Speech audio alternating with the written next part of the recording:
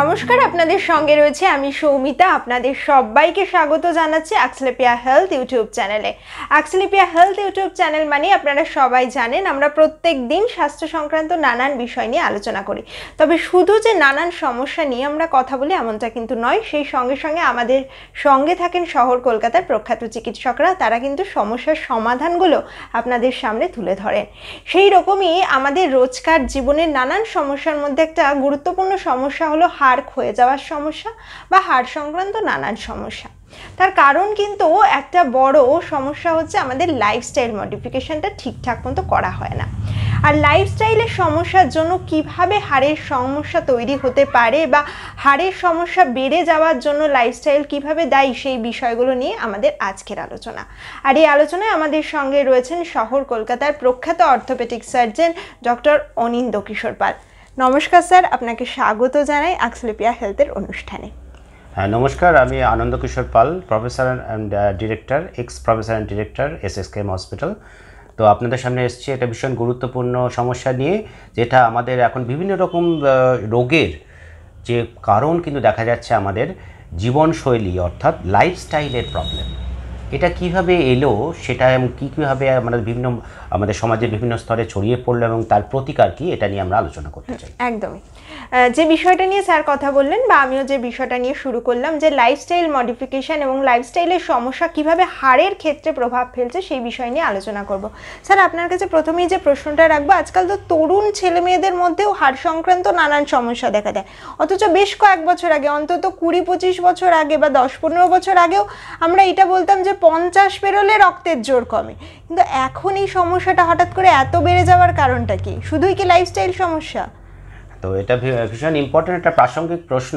তো হাড়ের যে সমস্যাটা আপনি বললেন, হাড় তো শরীরের একটা আলাদা পার্ট নয়, শরীরের একটা ভীষণ অবিচ্ছেদ্য অঙ্গ। এবং হাড়ের সঙ্গে এই যে হাড়ের সমস্যাটা যেটা আসছে, এই আমাদের জীবনযাত্রার পরিবর্তনের সঙ্গে তার সঙ্গে অনেক কিছু সমস্যা একসঙ্গে আসছে। যেমন আমি বলি যে আপনার কম বয়সে যেটা বললেন, তার সঙ্গে হাড়ের যে সমস্যাটা তার সঙ্গে আসছে ওবেসিটি। তারা আমাদের পরবর্তী আমাদের নেক্সট জেনারেশন যারা, তাদের মধ্যে আপনার সকলেই লক্ষ্য করবেন, তাদের মধ্যে বেশিরভাগের ক্ষেত্রে একটা ওবেস হয়ে যাওয়ার সম্ভাবনা আসছে। তারা মোটা হয়ে যাচ্ছে, বেশ মোটা হয়ে যায়, ফিজিক্যালি অ্যাক্টিভিটি তাদের কমে যাচ্ছে। এবং দেখা যাচ্ছে এখন অনেক কম বয়সী মানুষের ক্ষেত্রে কার্ডিয়াক প্রবলেম আসছে।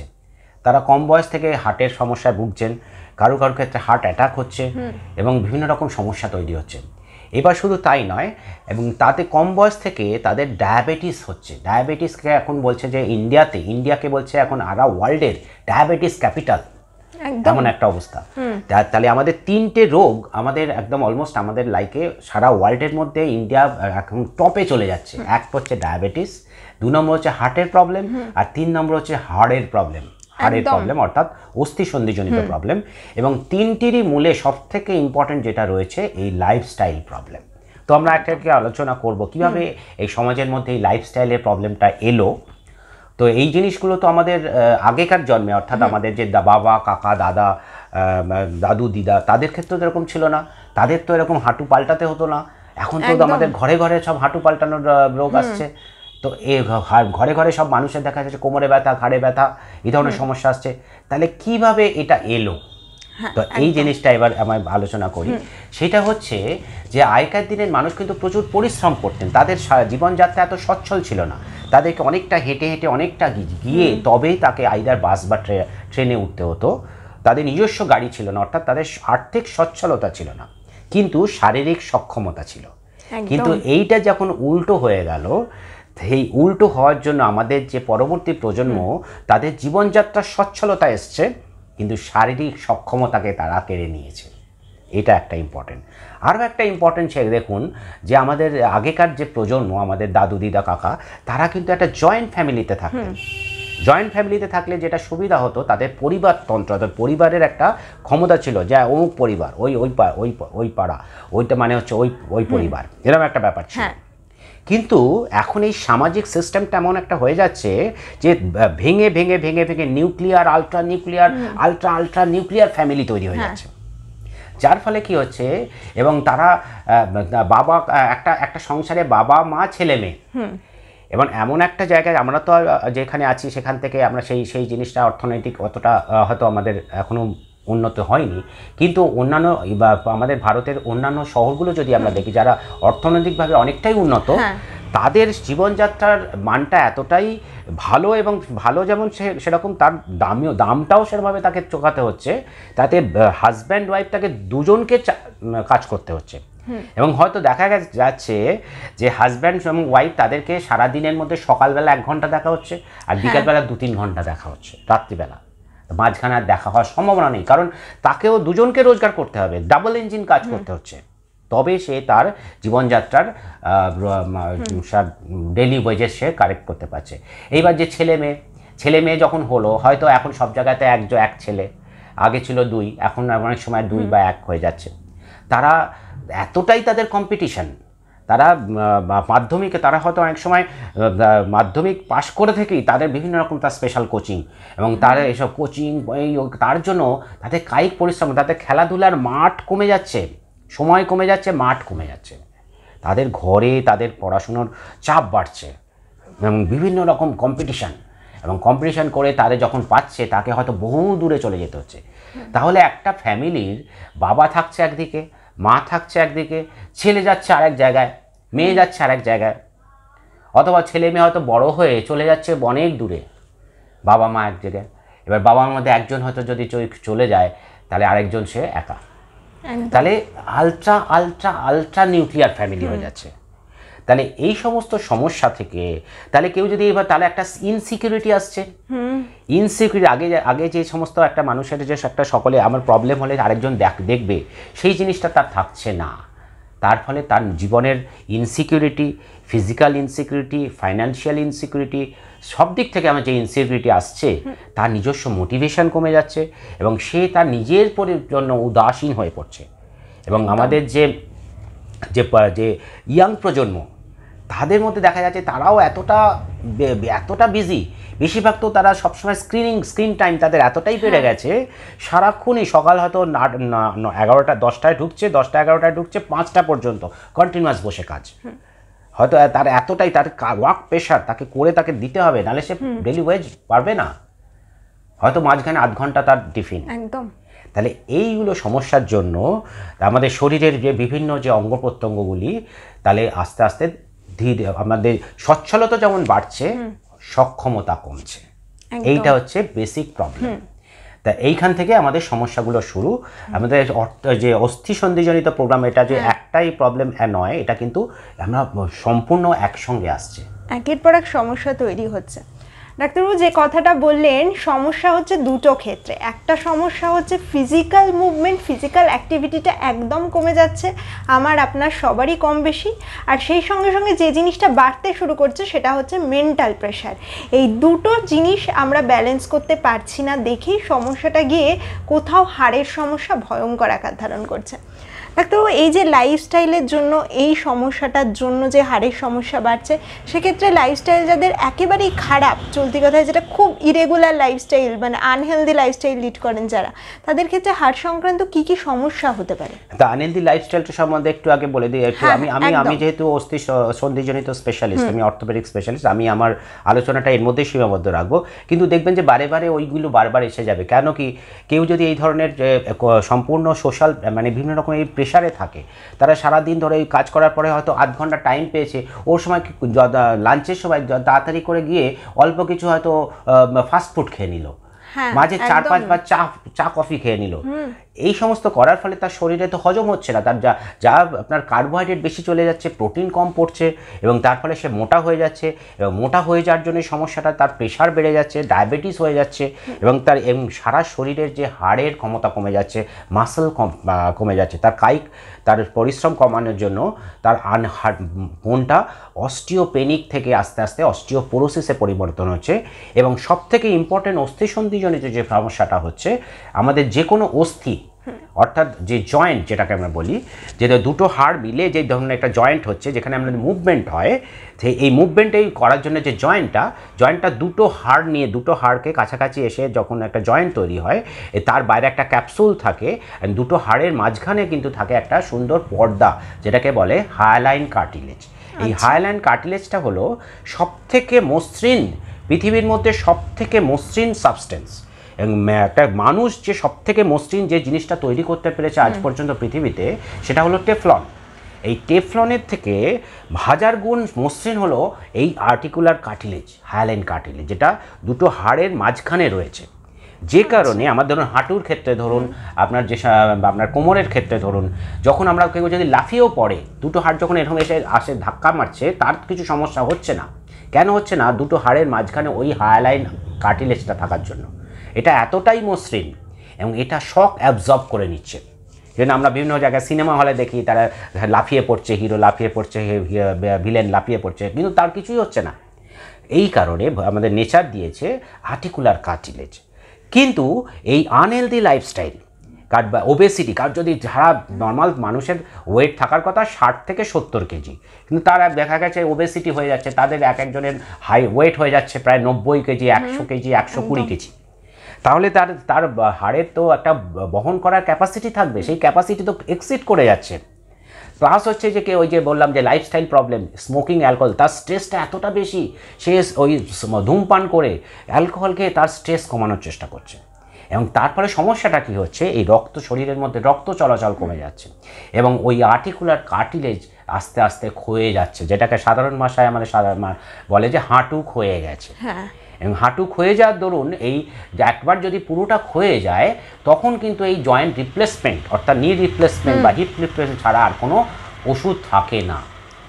এই ধরনের সমস্যাটা দেখা দিচ্ছে। এই কারণে ধরুন আমাদের পূর্বপুরুষদের ক্ষেত্রে এত আমাদের জয়েন্ট রিপ্লেসমেন্টের প্রয়োজন হয়নি, কিন্তু আমাদের পরবর্তী প্রজন্ম দেখা যায় তাদের এতটা পরিমাণে এই স্ট্রেস বাড়ছে, তার সঙ্গে আর্টিকুলার কার্টিলেজ ড্যামেজ হচ্ছে, এর থেকে এই ধরনের সমস্যাগুলো দেখা দিচ্ছে। দর্শকদের উদ্দেশ্যে বলবো একটাই কথা, সমস্যা যেমন রয়েছে তার সমাধানও রয়েছে। আর সরাসরি ডাক্তারবাবুদের সঙ্গে যদি আপনারা যোগাযোগ করতে চান, তাহলে স্ক্রিনে দেওয়া আমাদের টেলিমেডিসিনের নাম্বারে আপনারা যোগাযোগ করতে পারেন। আপনাদের জন্য নিয়ে চলে এসেছি এই মে মাস থেকে একটা দুর্দান্ত খবর, সেটা হচ্ছে প্রত্যেক রোববার ঠিক বিকেল 6টার সময় কিন্তু আপনাদের জন্য থাকছে হেলথ ক্যাপসুল। হেলথ ক্যাপসুল অনুষ্ঠানে আমি সৌমিতা থাকছি আপনাদের সঙ্গে। স্বাস্থ্য সংক্রান্ত নানান খবরের আপডেট নিয়ে আমি আপনাদেরকে দিয়ে দেব। আর সেই সঙ্গে সঙ্গে প্রত্যেক মঙ্গলবার এবং শুক্রবার ঠিক বিকেল 4টের সময় আমাদের লাইভ অনুষ্ঠান স্বাস্থ্য আলাপনে আপনারা সরাসরি যুক্ত হতে পারেন। স্বাস্থ্য আলাপন অনুষ্ঠানে আপনাদের সঙ্গে কিন্তু সরাসরি কথা বলবেন শহর কলকাতার প্রখ্যাত চিকিৎসকরা। তাই যে কোনো সমস্যা থাকলে কিন্তু আপনারা আমাদের ইউটিউব বা ফেসবুক চ্যানেলে এবং ফেসবুকের পেজে কিন্তু কমেন্ট করতে পারেন। আর এই প্রসঙ্গে আপনাদেরকে জানিয়ে রাখি, অ্যাক্সলেপিয়া হেলথ কিন্তু এখন হোয়াটসঅ্যাপ চ্যানেলেও চলে এসেছে। স্বাস্থ্য সংক্রান্ত বিভিন্ন ধরনের হেলথ কেয়ার টিপস আপনারা সেখানেই পেয়ে যাবেন। ডাক্তারবাবু, যে বিষয়টা নিয়ে আলোচনা করছিলাম যে এই হাড় ক্ষয়ে যাওয়ার সমস্যা এবং লাইফস্টাইল রিলেটেড প্রবলেমের জন্যই কিন্তু আজকে হাড়ের সমস্যা এত বাড়ছে, সেই জায়গা থেকে অনেকেই দেখি যে কম বেশি অল্প বয়স, মানে মোটামুটি ধরুন তাদের 25-30 এইরকম, ক্যালসিয়াম সাপ্লিমেন্ট খাচ্ছেন। এটা কি খাওয়া আদৌ ঠিক ওই বয়স থেকে? না, ক্যালসিয়ামটা তো আমাদের শরীরের, আমাদের যে খাদ্য, যত কেউ যদি ভালোভাবে ঠিকমতো খাবার খায়, তার মধ্যে যে পরিমাণ ক্যালসিয়াম আছে সেটা আমাদের শরীরের পক্ষে যথেষ্ট। কী যেমন হচ্ছে যে আমাদের ডেয়ারি প্রোডাক্ট, দুগ্ধ জাতীয় খাবার, দুধ, ছানা, টক দই, পনির, চিজ, এইগুলোর মধ্যে যথেষ্ট পরিমাণে আমাদের ক্যালসিয়াম রয়েছে। তা কেউ যদি এটা নির্দিষ্ট পরিমাণে, সাপোজ ছানা, কেউ যদি 100 গ্রাম করে ছানা খায়, তার যথেষ্ট পরিমাণে ক্যালসিয়াম থাকতে পারে। সবুজ শাকসবজি, যত শাকসবজি, পালং শাক, পুঁই শাক, যত রকমের শাকসবজি আছে, আমাদের আমাদের হিন্দু কালচারে আছে যে 7 রকমের শাক খেতে হয়। আমাদের যে এগুলো কিন্তু কেন করা হয়েছিল, কারণ এটাকে মানুষকে, জনসাধারণকে অবহিত করার জন্য, এটা খেলে তার ভালো হবে। কি ভালো হবে? এই শাকের মধ্যে রয়েছে ক্যালসিয়াম এবং তার শরীর গঠন করবে। অর্থাৎ কেউ যদি পরিমাণগত এই সমস্ত এই খাবার খায়, তার কিন্তু এই ক্যালসিয়ামের প্রয়োজন পড়ে না। এইবারে যদি সত্যি সত্যি তার সমস্যা দেখা দেয়, তার হাড়ের থেকে ব্যথা হচ্ছে, তার অস্টিওপোরোসিস হচ্ছে, তার ক্ষেত্রে কিন্তু ক্যালসিয়াম খেতে হবে এবং সে নির্দিষ্ট পরিমাণে খেতে হবে এবং নির্দিষ্ট সময় ধরে খেতে হবে। কেউ যদি 1 দিন 2 দিন খেলো, কি 1 সপ্তাহ 1 মাস খেলো, তাহলে কিন্তু তার কাজটা হবে না। যদি তার সত্যি সত্যি অস্টিওপোরোসিস ধরা পড়ে, তাহলে তার মিনিমাম 6 মাস থেকে 1 বছর এবং 2 বছর, কখনো 2 বছর, কখনো 3 বছর প্রয়োজন পরিমাণে যেমন হবে সেই অনুযায়ী তাকে কিন্তু অতদিন ধরেই তাকে সমস্ত ক্যালসিয়াম, ভিটামিন ডি এবং আরও অন্য ওষুধ আছে সেইগুলো কিন্তু খেতে হবে। একদম। যে কোনো ধরনের হাড়ের সমস্যা রোধ করার ক্ষেত্রে প্রধান যে বিষয়টা মাথায় রাখা সবার আগে দরকার সেটা হচ্ছে লাইফস্টাইল মডিফিকেশান। কারণ আপনার জীবনযাত্রার মান যেরকম হবে সেই অনুসারেই কিন্তু হাড়ের সমস্যাও বাড়তে থাকবে। তাই সময় থাকতে থাকতে সচেতন হওয়াই কিন্তু বুদ্ধিমানের কাজ। আর ডাক্তারবাবুর কাছে একটা কথা জানতে চাইবো যে যাদের ধরুন হাড়ের সমস্যা অলরেডি হয়ে গিয়েছে একবার, তারা কিভাবে এক্সারসাইজ করে বা কিভাবে লাইফস্টাইল মডিফিকেশান করে একটুখানি নিজেকে তুলনামূলক বেটার জায়গায় নিয়ে যেতে পারে? হ্যাঁ, যাদের এমনি কম বয়সী অনেক মানুষের বাচ্চাদের ক্ষেত্রে আমরা দেখছি যে তাদের এই ধরনের সমস্যা দেখা দিচ্ছে। তার মধ্যে সবথেকে ইম্পর্টেন্ট যে টেক ঘাড়ে ব্যথা হচ্ছে, কোমরে ব্যথা আসছে, অনেক সময় হাঁটুতেও ব্যথা আছে, সিঁড়িতে ওঠানামা করতে পারছে না, সিঁড়িতে ওঠানামা করলে ব্যথা হচ্ছে। এই ধরনের কোনো বাচ্চা যদি তাদের সিঁড়িতে ওঠানামা করতে ব্যথা হচ্ছে, তা যদি বলে হাঁটুতে ব্যথা লাগছে, মাঝে মাঝে হচ্ছে, কমে যাচ্ছে, কন্টিনিউয়াস হচ্ছে না, কোমরে ব্যথা হচ্ছে, ভীষণ ভারী ব্যাগ, পিঠে ভারী ব্যাগ নিয়ে চলছে, বাচ্চাদের ক্ষেত্রে একটা কমন একটা অভ্যাস হলো ব্যাগটাকে তারা লুজ করে নেয় এবং পিঠ থেকে অনেকটা নিচে ঝুলতে থাকে।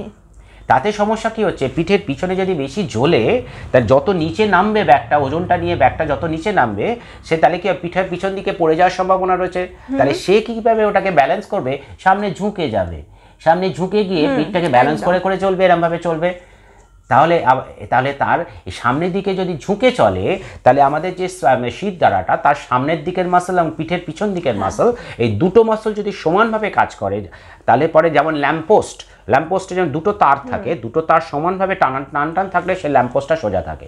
কিন্তু কেউ যদি সামনে ক্রমাগত সামনে ঝুঁকে থাকতে পারে চলে, অথবা সামনে ঝুঁকে মোবাইল ইউজ করছে, অথবা সামনে ঝুঁকে ল্যাপটপ ইউজ করছে, তাহলে তার সামনের দিকের মাসলগুলো বেশি কাজ করছে, পিছন দিকের মাসলগুলো স্ট্রেসড টান হয়ে থাকছে অনেকক্ষণ ধরে, এবং তাহলে তাড়াতাড়ি ফ্যাটিকড হয়ে গিয়ে তার ঘাড়ে ব্যথা হচ্ছে, কোমরে ব্যথা হচ্ছে। এইটাকে বলা হচ্ছে, ঘাড়ে যদি ব্যথা আসে এরকম কন্টিনিউয়াস এই টেক্সটিংয়ের পরে, তাকে বলা হচ্ছে টেক্সট নেক। কোমরে যেটা ব্যথা হচ্ছে, তার কন্টিনিউয়াস আঙুল দিয়ে তার মাউস ইউজ করার জন্য তার কবজিতে ব্যথা হতে পারে, কনুইতে ব্যথা হতে পারে, ঘাড়ে ব্যথা হতে পারে, সামগ্রিকভাবে যাকে বলা হচ্ছে এখন কম্পিউটার সিনড্রোম, এই ধরনের সমস্যা হচ্ছে। তাহলে এইগুলো থেকে সে কীভাবে মুক্ত হবে? তাহলে আমরা বলি যে আমাদের যে কোনো ভাই বোনেদের ক্ষেত্রে বা বাচ্চাদের ক্ষেত্রে তাদের কিন্তু একটু কায়িক পরিশ্রম করা উচিত, তারা খেলুক। আগেকার দিনে আমাদের স্কুলে মনে আছে, এখন কি আমি জানি না আছে, তাদের ফিজিক্যাল এডুকেশন বলে একটা পিরিয়ড ছিল। সেই পিরিয়ডে তাদেরকে খেলতে হতো, 1 ঘন্টা ধরে তাদের বিভিন্ন রকম খেলাতে তাদের নিয়োজিত থাকতে। আমি জানি না এখন বাচ্চারা সেটা করে কিনা, যদি করে থাকে তো অবশ্যই ভালো, এবং তাদের বিভিন্ন রকম এক্সট্রা কারিকুলার অ্যাক্টিভিটিতে, বিশেষ করে আউটডোর গেমসে তাদেরকে উৎসাহিত করা উচিত। এটা 1 নম্বর। 2 নম্বর, যারা কন্টিনিউয়াস বসে কাজ করছেন, তাদের এই যে কম্পিউটারের যে স্ক্রিনটা এমনভাবে টেবিলের হাইটটাকে অ্যাডজাস্ট করা উচিত যে এই যে স্ক্রিনটাকে চোখের লেভেলে থাকবে এবং হাতের লেভেলটা থাকবে টেবিলের উঁচুতে, যাতে যদি অনেকটা নিচুতে থাকে তাহলে সে সামনে ঝুঁকে কাজ করতে হচ্ছে, সেটা যাতে না করতে হয়। আর হাতের যেন সাপোর্ট পায়, অর্থাৎ চেয়ারের একটা হাতল বা একটা টেবিলের, চেয়ারে যদি হাতল না থাকে তাহলে সে করতে পারে কি, চেয়ারটাকে টেবিলের ভেতরে নিয়ে চলে যেতে পারে, যাতে টেবিলটা একদম বুকের কাছে চলে এলো। তাহলে কি হচ্ছে, তাকে বেশি ঝুঁকতে হচ্ছে না। টেবিল যদি দূরে থাকে, এতটা দূর থেকে যদি কাজটা করতে হয়, তাহলে তাকে সামনে ঝুঁকে করতে হচ্ছে। এই সামনে ঝুঁকে কন্টিনিউয়াসলি করাটা উচিত না। তাহলে টেবিলটা কাছে নিয়ে চলে আসতে পারে, হাতের সাপোর্ট নিল, কম্পিউটারের স্ক্রিন চোখের লেভেলে রাখলো। এইভাবে যদি কেউ পদ্ধতিতে কাজ করে, তাহলে তার কিন্তু এই ধরনের সমস্যা থেকে মুক্ত হতে পারে। যারা কন্টিনিউয়াসলি এসিতে রয়েছেন, এসিতে কাজ করছেন কন্টিনিউয়াসলি, আপনারা হয়তো ভাববেন যে খুব এসি তো খুব ভালো, কিন্তু এসির একটা সমস্যা আছে। সমস্যাটা কীরকম, কেউ যদি কন্টিনিউয়াসলি এই ঠান্ডাটা শরীরে লাগায়, তাহলে কী হয়, আপনার লক্ষ্য রাখবেন, আপনার গরমকালের চেয়ে শীতকালে জয়েন্ট পেন বেড়ে যায়, শ্বাসকষ্ট বেড়ে যায়। কেন বাড়ে? মাসল সব জমে যায়। শীতে যদি কন্টিনিউয়াসলি এসিতে থাকেন, মাসল স্প্যাজমে চলে যায়, হাত ধরে আসে। সেজন্য তখন আপনাকে কি করতে হবে, হাতটা একটু নাড়াতে হবে, নাড়ালে পরে অ্যাক্টিভিটি করতে হবে, পা নাড়াতে হবে, দরকার হলে একটুখানি 5 মিনিট হেঁটে আসতে হবে, বাইরের নর্মাল হাওয়াতে, খোলা হাওয়াতে একটু হেঁটে আসতে হবে। তা এইগুলো করলে সে ভালো থাকবে। আর এছাড়া আমার দর্শক মণ্ডলীদের বলি, যারা সেটুকুনিও সময় নেই, যে আমরা এতটাই কাজে বিজি, তারা সে ওঠারও সময় পাচ্ছে না। সকাল 10টা থেকে সে কাজ করতে শুরু করেছে বসে, একদম বিকেল 5টা পর্যন্ত, বা মাঝে মাত্র আধ ঘন্টা সে খেতে যাচ্ছে। তাদের ক্ষেত্রে আমি একটা খুব সিম্পল টিপস আমি বার করেছি, আমি বলি আপনাকে, সেটা হচ্ছে সিটিং পুশ ব্যাক। বসে বসে আমি একটা এক্সারসাইজ বলবো যেটা সারা শরীরের এক্সারসাইজ করতে পারবে। তার জন্য শুধু দরকার একটা ভালো চেয়ার, ব্যাক সাপোর্ট। যদি সম্ভব হয় চেয়ারটাকে দেওয়ালে লাগিয়ে দিতে পারেন সব থেকে ভালো, এবং পিঠের পিছনে একটা বালিশ, যদি বালিশ রাখতে পারেন সব থেকে ভালো, কারণ আমাদের পিঠের পিছন দিকটা একটা কার্ভেচার আছে, স্ট্রেট নয়, ওই কার্ভেচারটাকে মেনটেন করতে হবে। তাই পিঠের পিছনে একটা বালিশ দিয়ে রাখতে পারেন। বালিশটা যদি আপনার যেখানে কাজ করছেন সেখানে পাওয়া যায় ভালো, নাহলে আপনি ক্যারি করতে পারেন বা ফোলানো বালিশ ভাঁজ করে নিয়ে যেতে পারেন, পিঠের পিছনে দিয়ে দিলেন। তাহলে বসে কাজ করার সময় মাঝে মাঝে এক্সারসাইজটা করে নেবেন।